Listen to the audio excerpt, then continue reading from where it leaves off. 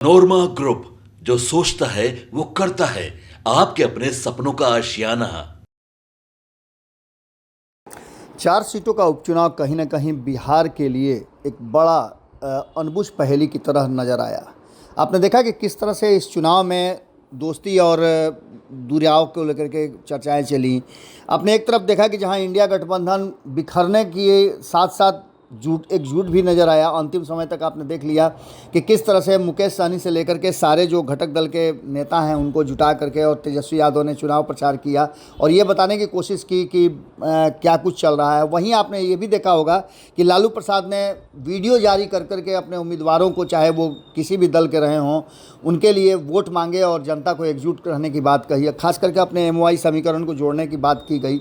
वहीं नीतीश कुमार भले ही ये कोशिश कर रहे हों या चुनाव से ठीक पहले उन्होंने मीटिंग करके एनडीए गठबंधन के साथियों को बताया हो कि हमें एकजुट रहना होगा, हमारे लिए टारगेट क्या है, 2025 के चुनाव में हम क्या करेंगे, लेकिन इन सब बातों के साथ एनडीए बहुत ज़्यादा एकजुट नज़र नहीं आया।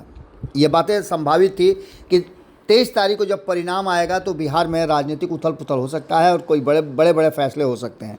लेकिन आपको बता दें कि उन सब बातों को एक जगह रख दीजिए। दूसरी तरफ नीतीश कुमार, जहाँ एक तरफ प्रधानमंत्री नरेंद्र मोदी के मंच से बहुत सारी बातें कहते हैं, जेपी नड्डा से मुलाकात होती है तो बहुत सारी बातें कहते हैं, तो वहीं आपको बता दें कि नीतीश कुमार राजनीतिक और रणनीतिकार के रूप में अपनी सरकार को चलाने के साथ साथ अपनी रणनीतियों पर भी फोकस कर रहे हैं। आने वाले 2025 के चुनाव से पहले नीतीश कुमार कई तरह की घोषणाएं कर रहे हैं। लगातार वो बैठकों के बाद फैसले ले रहे हैं और ख़ास करके अपने कैबिनेट की मीटिंग बुला करके वो बैठक कर रहे हैं। बिहार के मुख्यमंत्री नीतीश कुमार की अध्यक्षता में आज भी बिहार कैबिनेट की इमरजेंसी बैठक बुलाई गई है।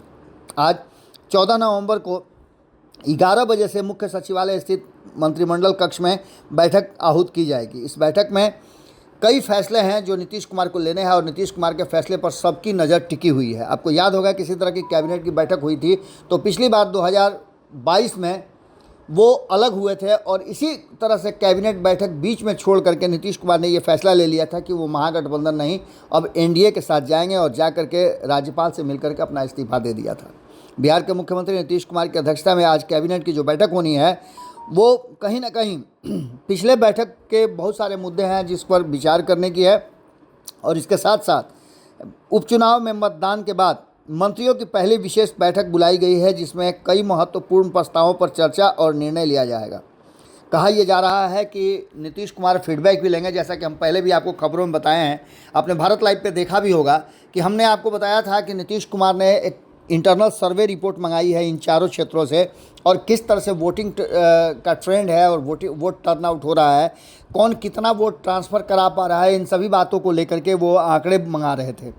लेकिन इसके साथ साथ 23 तारीख को जब रिजल्ट आएगा तो उसके साथ साथ हर क्षेत्र में किस बूथ पर कितना वोट पड़ा, ये सारे आंकड़े होंगे और इसी के आधार पर यह तय होगा कि जो अपने जातीय वोट को या अपने समीकरण को दावेदारी के साथ कहते हैं कि हमारा वोट ट्रांसफ़र हो रहा है, उन सभी लोगों की कलई या पोल खुलेगी। इसके बाद आपको बता दें कि कैबिनेट सचिवालय में आज मंत्रियों की जो बैठक होगी उसकी सूचना पहले से भेज दी गई है और मुख्यमंत्री नीतीश कुमार कई अहम फैसले आज लेने वाले हैं।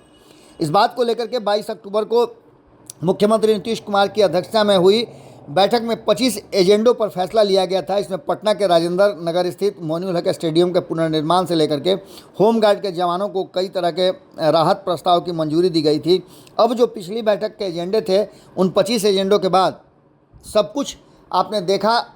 अब इस बैठक जो आज होने वाली है उस बैठक को लेकर के 20 दिन के बाद जो नीतीश कुमार इन सभी लोगों के साथ जुड़ेंगे तो आखिर करेंगे क्या, इन सभी बातों को अगर ध्यान से देखा जाए तो वोटिंग के ठीक बाद नीतीश कुमार की इस बैठक को काफ़ी अहम माना जा रहा है। और वहीं आपको बता दें कि इस बीच उनकी मुलाकात जेपी नड्डा से भी हुई है और प्रधानमंत्री नरेंद्र मोदी के मंच पर भी कल वो दिखे हैं। प्रधानमंत्री ने हालांकि नीतीश कुमार को बहुत सम्मान दिया और फ्रेम में जो चेहरे नज़र आए वो कुछ अलग कहानी कह रहे थे। अब देखना दिलचस्प होगा कि नीतीश कुमार आज कैबिनेट में कौन सा बड़ा फैसला लेते हैं जो आने वाले 2025 के चुनाव और वर्तमान सरकार को एक साथ रखते हैं या फिर उसके लिए चर्चाएं फिर से कयासों के बाज़ार में तेज हो जाती हैं। जुड़े रहिएगा भारत लाइव के साथ। हमारी नज़र नीतीश कुमार सहित बिहार में होने वाली हर छोटी बड़ी घटनाओं पर है। आपकी नज़र भारत लाइव पे होनी चाहिए। बहुत बहुत धन्यवाद। आपके सपनों को हमने सजाया है, ई होम्स पैनोरामा को हमने बनाया है। ई होम्स मेरा एक सपना था जिस पे मैं पिछले 4 साल से काम कर रहा था। हमने जो बनाया है वो सबने है माना। ई होम्स पैनोरामा में हो आपका भी आशियाना। और फाइनली हमने 2021 में इस प्रोजेक्ट को लॉन्च किया। बहुत लोग अप्रिशिएट कर रहे हैं कि पूर्णिया जैसे शहर में, बिहार के, एक तो बिहार की बात करें उसमें भी पूर्णिया जैसे छोटे जगह में इस तरह का लाइफस्टाइल देना, ये सुन के हम लोगों को बहुत अच्छा लगता है। ई होम्स में हमने कुछ और भी किया है, जैसे हम जिस जगह में रह रहे हैं हमारे फैमिली सिक्योर हो, उनको सिक्योरिटी का ध्यान में रखा है। आपकी सुविधा और सुरक्षा आपके लिए खास है, ये आपका विश्वास है। इसमें आर्टिफिशियल इंटेलिजेंस का 7 लेयर सिक्योरिटी का हमने इस्तेमाल किया है। लस ग्रीन कैंपस को बनाया है। यदि हमारा बाउंड्री वाल है तो वो वर्टिकल गार्डन है। ये जितनी भी फैसिलिटी होता है एक इंटरनेशनल टाउनशिप में, ई होम्स है, ये हम लोग विश्वास नहीं कर पा रहे हैं। जो भी हमारे मित्र दोस्त या जो भी हमारे बाहर के बाहर आते हैं तो हम लोगों को बहुत अच्छा सुनने को मिलता है और बहुत अच्छा क्रेडिट मिल रहा है। वो सारा हमने सिर्फ एक बिल्डिंग नहीं बनाया, हमें एक बहुत अच्छा लाइफस्टाइल दिया ई होम्स में, और मेरा एक सपना था जिसको मैं आज फुलफिल होते हुए देख पा रहा हूँ। ये आपका आवास है। ई होम्स पैनोरामा में अब आपका निवास है। E homes panorama, luxurious lifestyle redefined. Panorama group, जो सोचता है वो करता है।